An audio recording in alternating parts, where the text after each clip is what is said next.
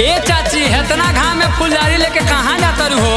ए बबुआ टोका मत जा, तनी कोरोना माई के ई कोरोना माई के हो बाबू हो। तू हंस मत, जन लो हंसे के नहीं खे। तारा नहीं खे पता? ना ना। 2 गो सहेली लोग रहे, जन लो। अच्छा। आ घास गढ़त रहे। हाँ। वही जब प्रकट हो गई कोरोना माई। आ बोलली कि हमरा के 9 गो लड्डू आ 9 गो अड़हुल के फूल से पूजबा लोग तो हम चल जाए। देखल कि 2 बार आंधी पानी आयल हटे। एक बार आउरी आंधी पानी आई, सारा कोरोना के लेके चल जाए। आ सुन हंसी मत, ठीक नु? वीडियो बनाओ तारा हंसी मत। ठीक बच्चा जी ठीक। चाची काहे बैठल बारू मानावा के मारी, नाश हो जाई अब सारा महामारी।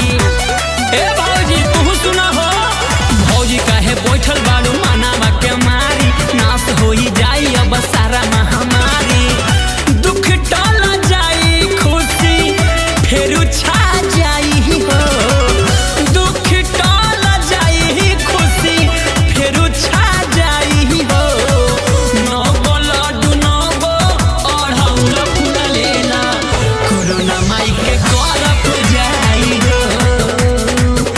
चेवरा में चला चाची चला भाभी, कोरोना माई के पूजल जाई हो, कोरोना माई के पूजल जाई हो, कोरोना माई के पूजल जाई हो। चेवरा में चला चाची चला भाभी, सपना देखावली माई आई के, सब लोग पूजता वे जाई के, सब लोग पूजता वे जाई। ले लो कपूर अगर बत्ती गुण हो, पूजा कर चल तू चढ़ाई के। कहल बाड़ी आंधी आई बीमारी मिट जाई हो, कहल बाड़ी आंधी आई बीमारी मिट जाई हो। 9 गो लड्डू 9 गो अड़हुल फूल लेला, कोरोना माई के करप जाई हो। चेवरा में चला चाची चला भाभी, कोरोना माई के पूजल जाई हो, कोरोना माई के पूजल जाई हो, कोरोना माई के पूजल जाई हो। चेवरा में चला चाची चला भाभी, भोरे भोरे सुका वासो मार के,